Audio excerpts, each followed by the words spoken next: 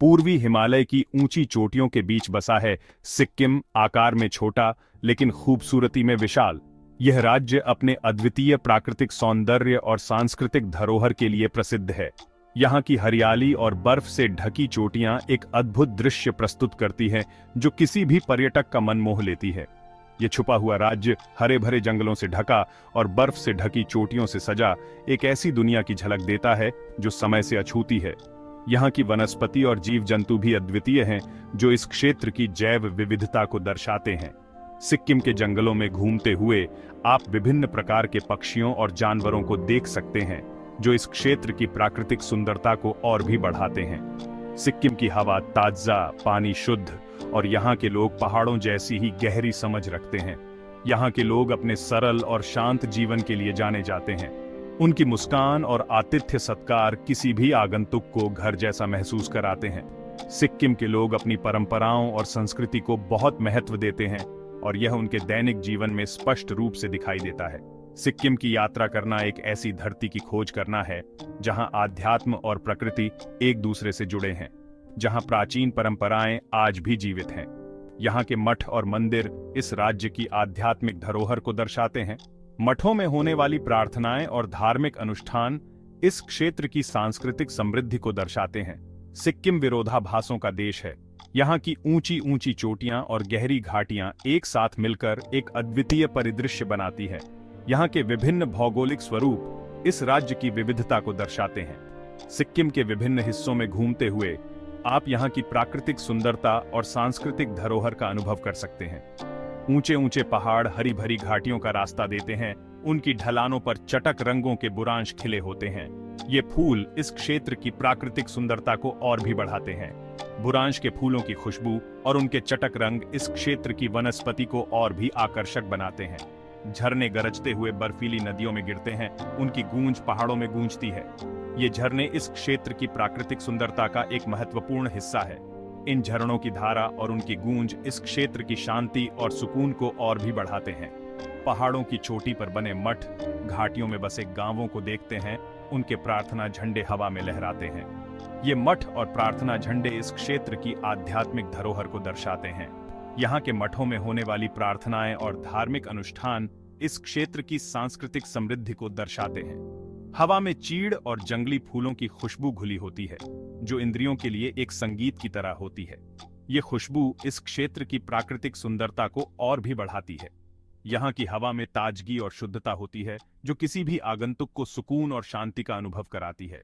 ये एक ऐसी जगह है जहाँ इंसान प्रकृति की शांति में खुद को खो सकता है, पहाड़ों की खामोशी में सुकून पा सकता है।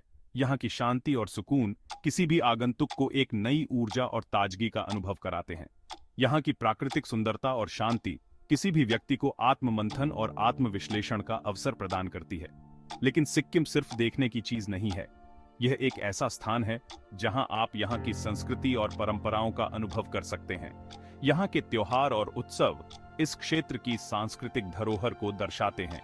यहाँ के लोग अपने त्योहारों और उत्सवों को बड़े धूमधाम से मनाते हैं, जो इस क्षेत्र की सांस्कृतिक समृद्धि को दर्शाते हैं। ये इतिहास और संस्कृति से सराबोर एक ऐसी जगह है जहां प्राचीन परंपराएं आज भी जीवित हैं। यहाँ के मंदिर और प्राचीन वास्तुकला इस क्षेत्र की सांस्कृतिक धरोहर को दर्शाते हैं। यहाँ के नृत्य और संगीत इस क्षेत्र की सांस्कृतिक समृद्धि को दर्शाते हैं। सिक्किम की यात्रा करना एक ऐसा अनुभव है जो किसी भी व्यक्ति को जीवन भर याद रहेगा।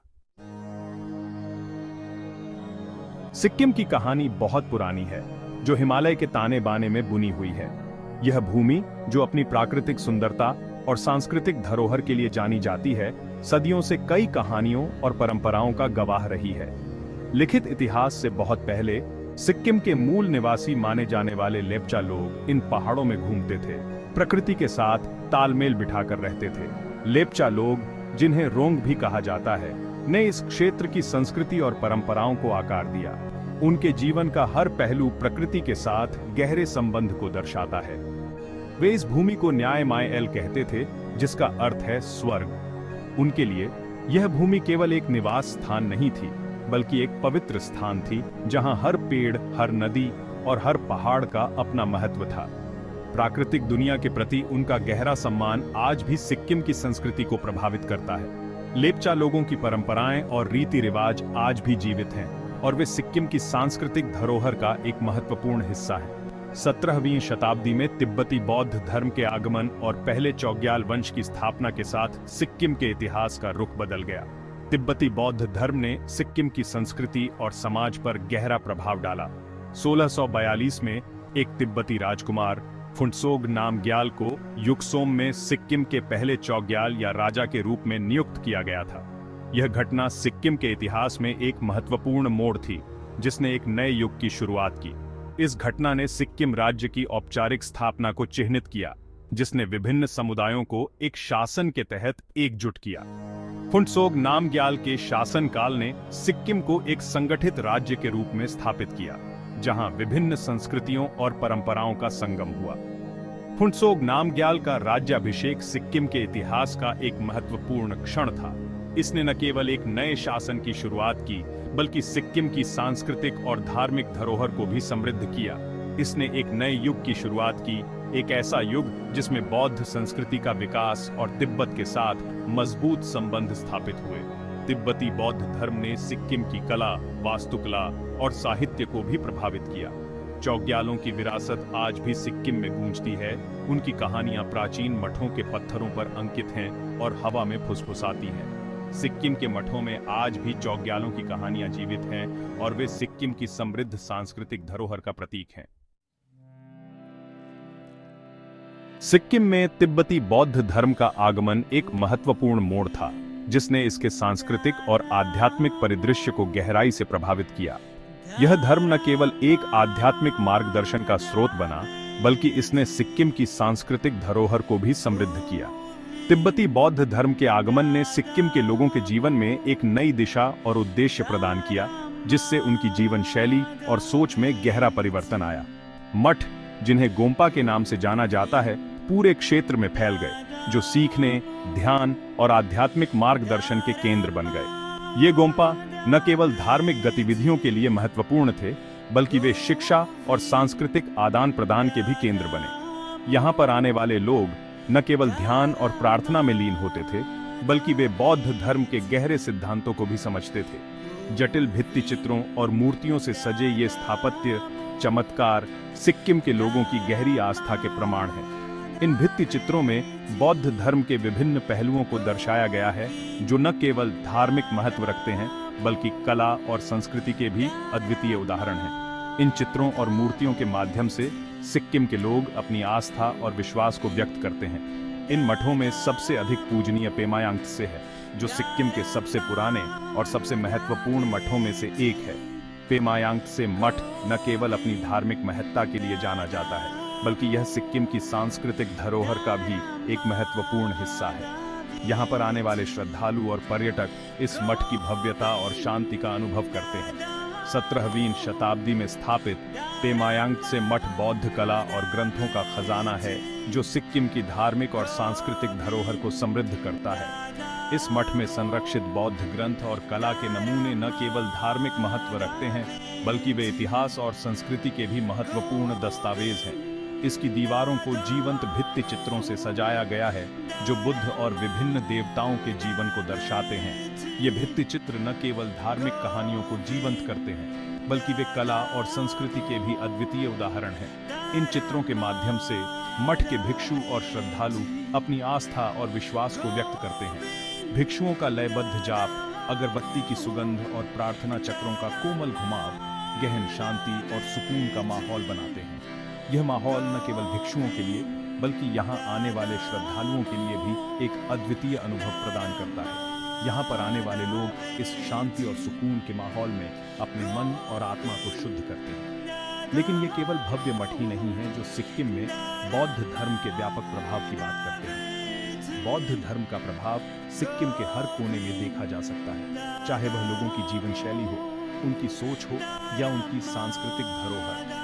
बौद्ध धर्म ने सिक्किम के लोगों के जीवन में एक नई दिशा और उद्देश्य प्रदान किया है। हर पहाड़ी दर्रे से प्रार्थना झंडे लहराते हैं, हवा पर आशीर्वाद ले जाते हैं। ये प्रार्थना झंडे न केवल धार्मिक महत्व रखते हैं, बल्कि वे सिक्किम की प्राकृतिक सुंदरता को भी और अधिक आकर्षक बनाते हैं। इन झंडों के माध्यम से सिक्किम के लोग अपनी आस्था और विश्वास को व्यक्त करते हैं। बौद्ध मंत्रों के साथ उकेरे गए मणिपत्थर पगडंडियों पर लगे होते हैं।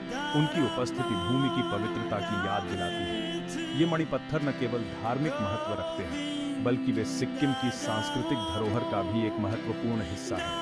इन पत्थरों के माध्यम से सिक्किम के लोग अपनी आस्था और विश्वास को व्यक्त करते हैं और यह सुनिश्चित करते हैं कि उनकी धार्मिक और सांस्कृतिक धरोहर आने वाली पीढ़ियों तक सुरक्षित रहे। 20वीं सदी के मध्य में एक बार फिर अनिवर्तन की हवा सिक्किम से होकर गुजरी। सदियों तक ब्रिटिश भारत की संरक्षित रियासत रहने के बाद 1947 में सिक्किम ने अपना रास्ता खुद चुना। राजशाही जारी रही, लेकिन एक नए युग की शुरुआत हुई।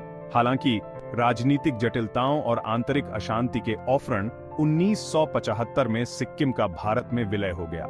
इस ऐतिहासिक घटना ने एक महत्वपूर्ण मोड़ ला दिया, जिससे सिक्किम दुनिया के सबसे बड़े लोकतंत्र की तह में आ गया। जबकि यह अनिवर्तन चुनौतियों के बिना नॉन-लिन था, सिक्किम तब से भारत के एक अभिन्न अंग के रूप में फला फूला आइस।